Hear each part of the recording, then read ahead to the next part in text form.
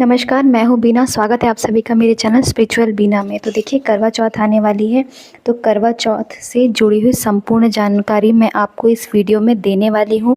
करवा चौथ की पूजा आपको कैसे करना है, सरगी कैसे करने हैं, क्या नियम आपको मानने हैं, चंद्रोदय का समय क्या है, पति पूजन कब करना है, पूजा कब करनी है और अपने व्रत का पारण कब करना है, सभी नियम सभी चीज़ें आपको मैं इस वीडियो में बताने वाली हूँ। तो करवा चौथ हिंदू धर्म के प्रमुख त्योहारों में से एक मानी गई है, जो कार्तिक मास के कृष्ण पक्ष की चतुर्थी तिथि को रखा जाता है। इस साल करवा चौथ 20 अक्टूबर 2024 को रखा जाएगा। इस दिन सुहागिन महिलाएं अपने पति की लंबी उम्र और सुखी वैवाहिक जीवन के लिए निर्जला उपवास रखती हैं, जिसका पारण चांद निकलने पर किया जाता है। कई लोग करवा चौथ व्रत की शुरुआत हमेशा सरगी खाने के बाद ही करते हैं, जो सूर्योदय के लगभग 2 घंटे पहले खाई जाती है। पंचांग के अनुसार कार्तिक इसके अलावा करवे में जो सीके लगाई जाती हैं वो यदि आपको नहीं मिल रही है तो इसके अलावा क्या इसमें लगाना चाहिए। इसके अलावा अगर आपने करवे में कुछ मीठा भरा हुआ है या गेहूं या अनाज कुछ भरा हुआ है, तो यदि आपकी सासू माँ नहीं है, जेठानी नहीं है, तो आपको उसके अलावा किसी दान में देना चाहिए। यदि सासू माँ पास में नहीं है, दूर है, जो पूजा का शुभ जो मिष्ठान से भरा हुआ करवा है वो हमें किसी दान में देना चाहिए। दोनों करवे मिट्टी के लेने चाहिए या एक करवा मिट्टी का और एक पीतल का लेना चाहिए, या दोनों मिट्टी के लेने चाहिए या दोनों पीतल के लेने चाहिए, या फिर माता करवती का आराधना कर सकते हैं, एक तो जल का लोटा लेना चाहिए। तो ये सभी जानकारी मैं आपको इस वीडियो में देने वाली हूँ। माना जाता है कि इस वर्ष करवा चौथ पर चांद निकलने का जो समय है 7:44 का है।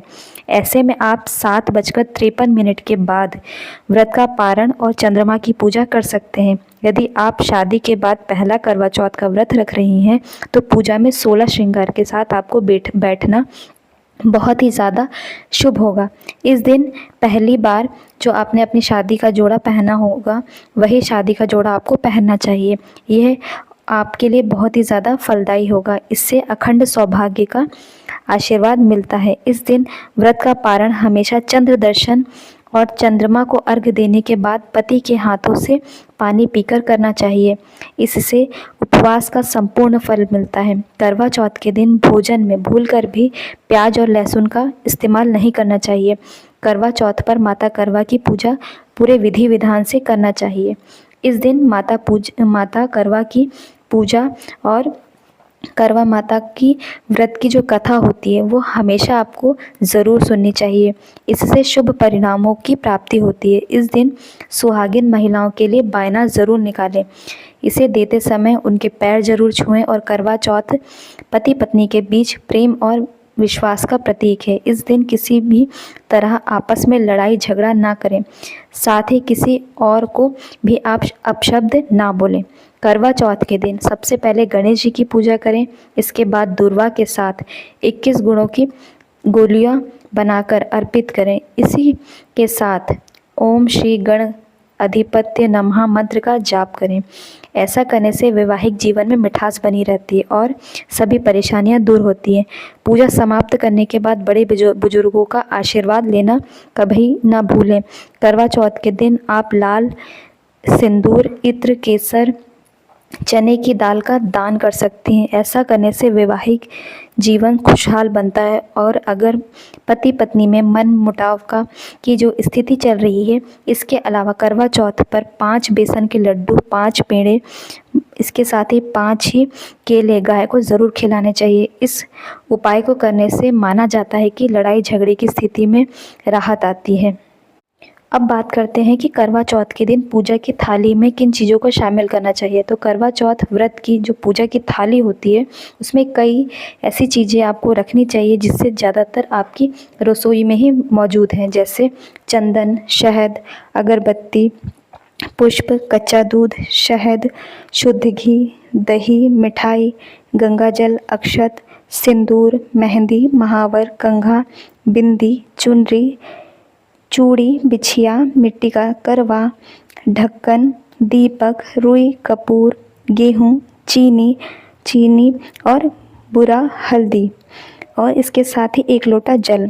गौरी गणेश बनाने के लिए पीली मिट्टी, लकड़ी का आसन, चलनी, 8 पड़ियों की अठावले, हलवा, जो पूड़ी होती है उसकी 58 जो यानी 8 पूड़ियाँ बनाई जाती हैं।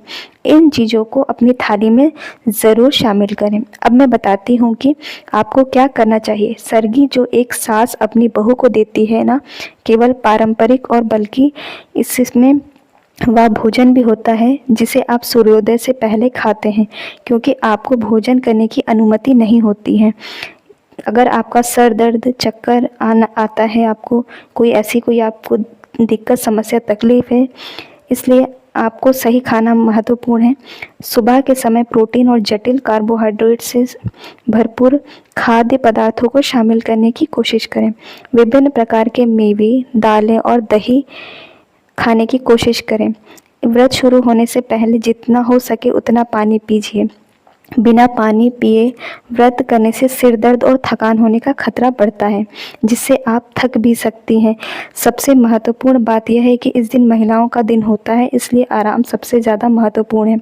अपने शरीर पर अधिक दबाव न डालें। इस दिन आनंद लें। करवा चौथ रखने वाली महिलाओं को भोजन तैयार करने के में कैंची, सुई, चाकू का उपयोग नहीं करना चाहिए। अपने भोजन को बहुत मसालेदार बनाने से बचें।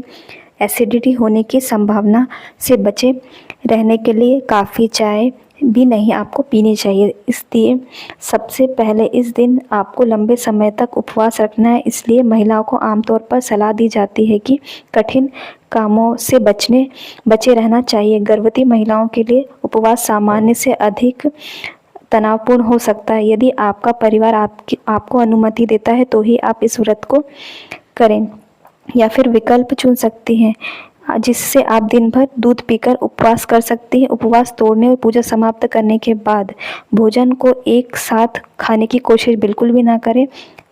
इसके अलावा आप थोड़ा थोड़ा पहले कुछ खा लें, पहले मिठाई वगैरह खा लें या कुछ ऐसी चीज़ें खाएं, जूस वगैरह ले लें। इसके बाद आप थोड़ा थोड़ा भोजन खाएं। तो यदि आपको ये जानकारी अच्छी लगी हो तो प्लीज़ मेरे चैनल को लाइक, शेयर, सब्सक्राइब ज़रूर करें। Thank you.